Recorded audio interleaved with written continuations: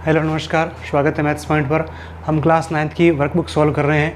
इसमें आज worksheet number 33 प्रश्नावली 7 त्रिभुज, जहां हम त्रिभुज की सर्वांग समता को समझ सकेंगे कि सर्वांग सम आकृतियाँ कौन सी होती है।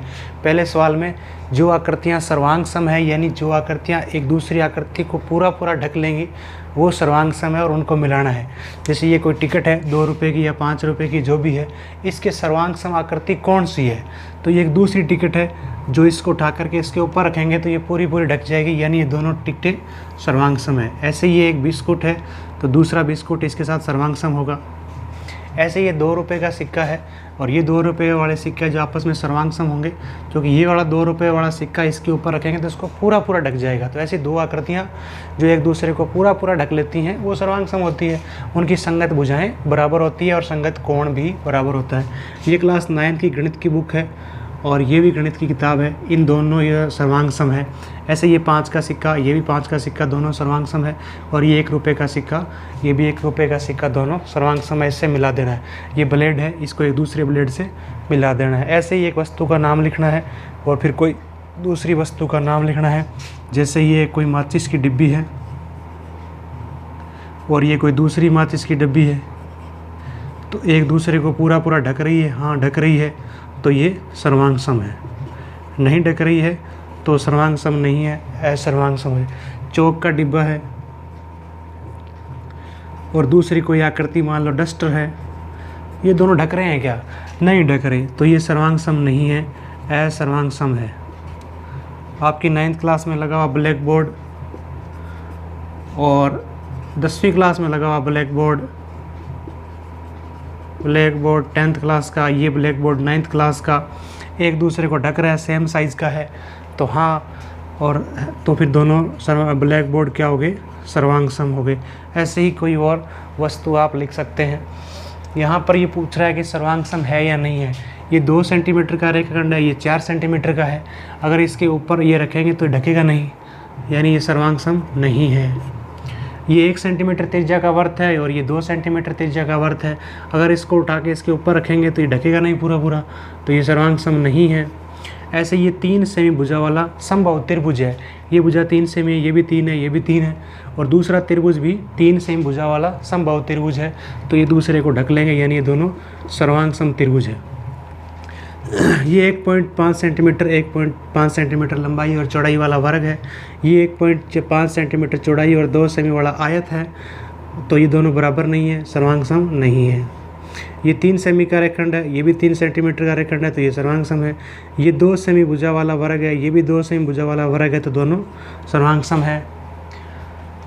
ये त्रिभुज की ये भुजा 1 है, ये 2 है, ये 3 है, इसमें 2, 3, 4 अलग अलग है, तो ये सर्वांग सम नहीं है। ये कोण तो बराबर है 60-60 का, ये भी 60-60 के कोण दोनों बराबर है, लेकिन ये सर्वांग सम नहीं है। क्यों नहीं है? क्योंकि ये त्रिभुज छोटा है, इसके ऊपर रखोगे तो ये अंदर ही आएगा, तो ये दोनों त्रिभुज सर्वांग सम नहीं है।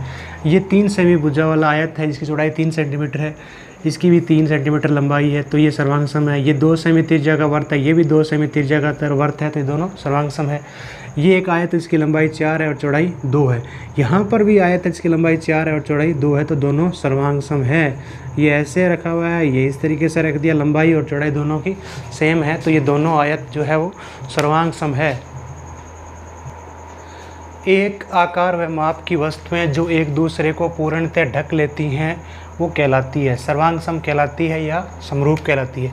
तो एक ही आकार और एक ही माप की वस्तुएं जो एक दूसरे को पूरा ढक लेती है, वो आकृतियाँ सर्वांग सम आकृतियाँ कहलाती हैं, सर्वांग सम कहलाती है। 5वां क्वेश्चन नीचे 2 सर्वांग सम त्रिभुज है। ये त्रिभुज इसके साथ सर्वांग सम है, तो आपको बताना है कि भुजा AB के संगत भुजा का नाम बताना है। ये AB भुजा है, 4 सेंटीमीटर है। इसमें 4 सेंटीमीटर कौन सी है? इसमें 4 सेंटीमीटर भुजा है DE, तो AB के संगत कौन सी भुजा होगी? DE।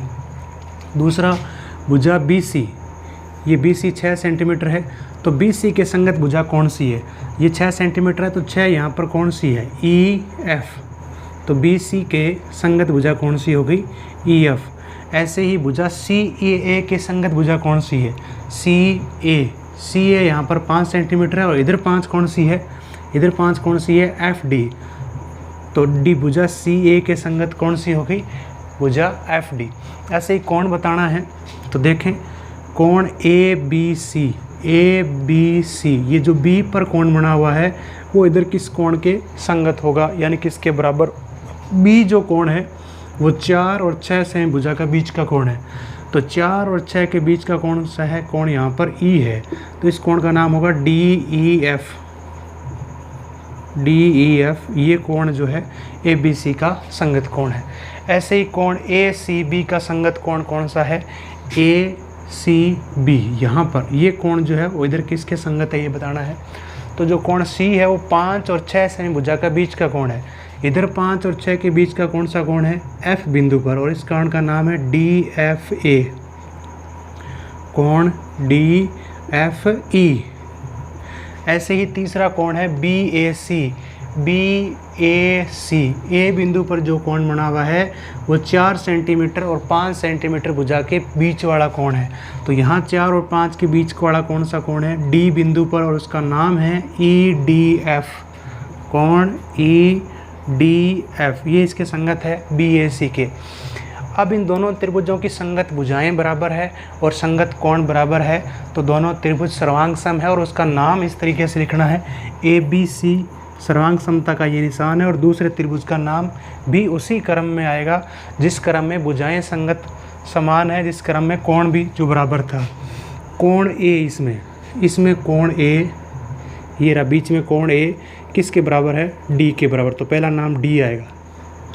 दूसरा कोण बी बिंदु पर, बी बिंदु पर कोण, ये जो बी बिंदु पर कोण बना है इधर ई बिंदु पर बने कोण के बराबर है, तो दूसरा नाम ई आएगा। तीसरा बिंदु है सी, सी पर जो कोण बना है वो इधर इसके एफ पर बने कोण के बराबर है, तो एफ नाम आएगा।